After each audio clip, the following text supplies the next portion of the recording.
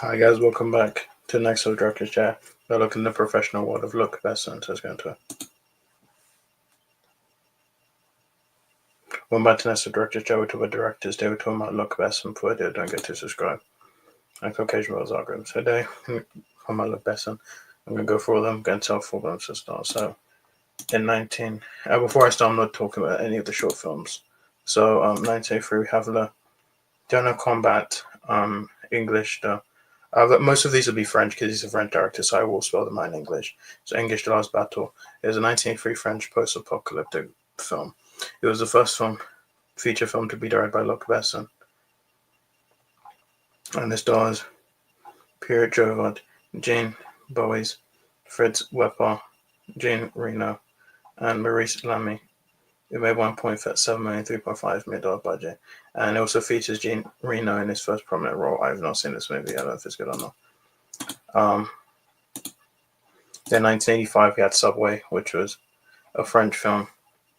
And it stars Isabella Gianni, Christopher Lambert, Richard Bohringer, Jean Perry, Bakary, Jean Hughes, Glandi, Jean Russo, Marco Galabru, and Jean Bowies. It made $22.3 million, $2.6 million budget. In 1988, we had The Big Blue, and released in some countries on the French title, Le Grand Bleu. Is a drama film, and it stars Rosanna Arquette, Jean-Marie Barr, Jean Reno, Paul Chanel, Sergio Castellito, Mark Durrett, and Griffin Dunn. Made $3.6 million, $9.2 million budget. The film became one of France's most commercially successful films, although adaptation for US release was a commercial failure in that country.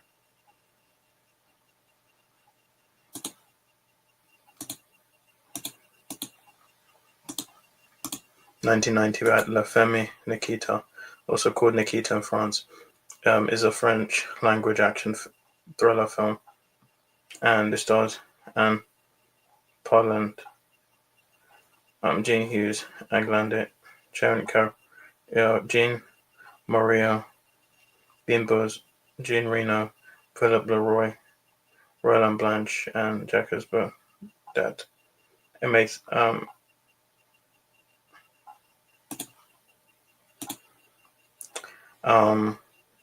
it was remade in 1991 as Black Cat in Hong Kong, Point of No Return in Hollywood, and in Bollywood as Cartoons. 2 English language television series were produced based on the film.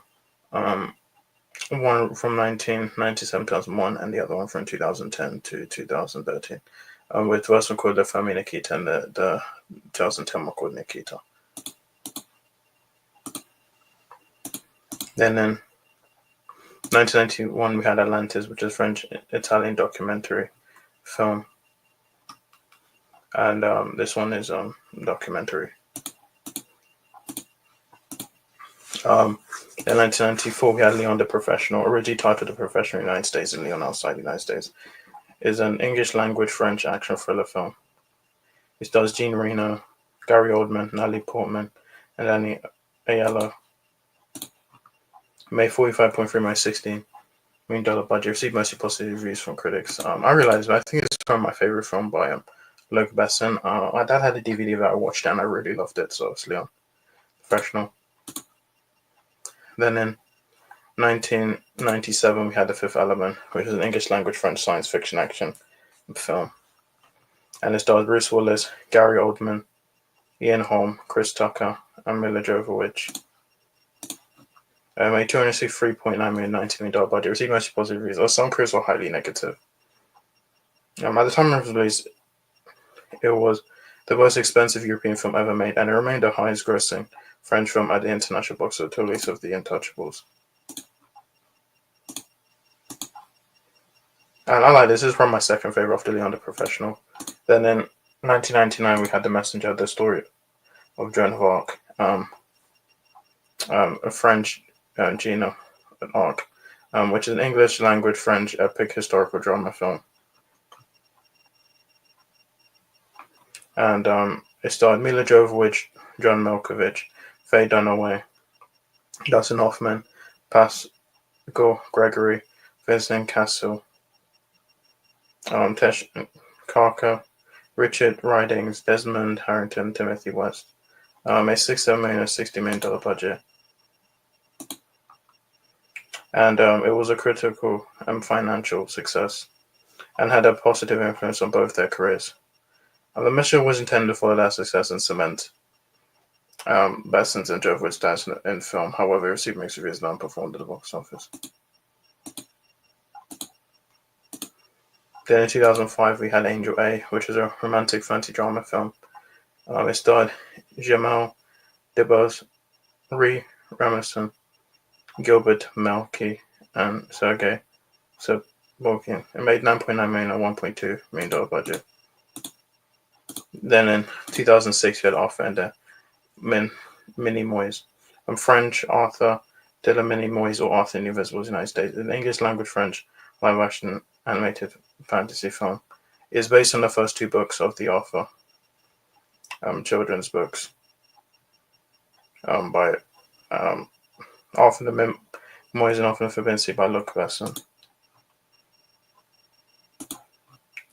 And it starred Robert De Niro, Madonna, Snoop Dogg, David Bowie, Freddie Highmore, Chaz Palminteri, and Mia Farrow.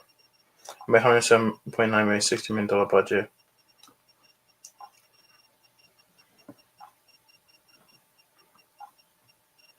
It sparked criticism for changes, including animation, script, humor, and editing.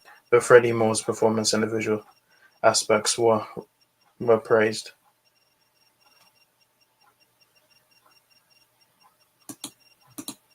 Actually, I like this movie. My brother showed me this, and I actually really liked this movie. Then in 2009, we had Arthur and the Revenge of the Maltesard. French Arthur de Mendes de Maltesard is a French live-action fantasy film. Based on the third book of Arthur's children's books, it is a sequel to Arthur and the Minimoys, and the second film in the Arthur film series. It starred Freddie Highmore, Selena Gomez, Doug Rand, Lou Reed, Mia Farrow, Ron Crawford, Snoop Dogg, will.i.am, and Fergie. It was $78.5 million. And it received mixed reviews and critics in France and was received negatively outside France. Like its predecessor, it was a box office success in France, but was a box office internationally. And it was released direct to video in the United States, well, in the United States and Ireland, United Kingdom and Ireland. It was edited as one film, with the third film under the title Arthur and the Great Adventure. As a result, the film generated a huge loss for Eurocorp. I've not seen this movie. I don't know if it's good or not. But so yeah. Then in 2010, we had Extraordinary Adventures of Adele Blank Sec. Adventures Extraordinary of the Adele Blank Sec, released as Adele Rise the Mummy in Malaysia and Singapore, is a French fantasy adventure film. It's loosely based on the comic book series The Extraordinary Adventures of Adele Blank Sec by Jacques Tardy. So as Louise Bourgoin, Matthew Almaric, Philip Nahon, Charles Maluch, Jean Paul Ravi made $34.4 million and $27 to $30 million budget. In 2010, we had Arthur Free, The War of the Two Worlds. French Arthur Free, Lego de Dick Moderns is an English language French live action animated fantasy film. Based on the fourth and final book of the Arthur children's book series. It's equal to Arthur and rendered by Maltesard.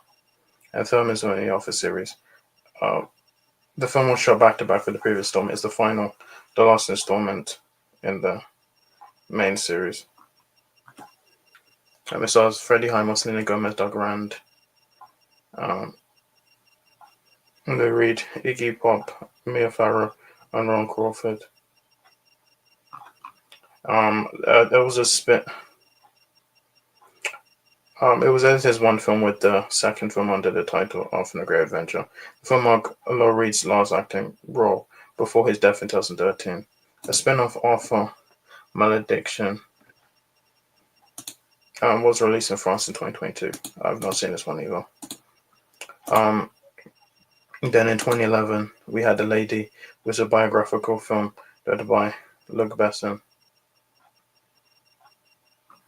And it stars Michelle Yeoh, David Thewlis, Jonathan Woodhouse, Jonathan Raggett. Made $7.8 million on a $22.1 million budget.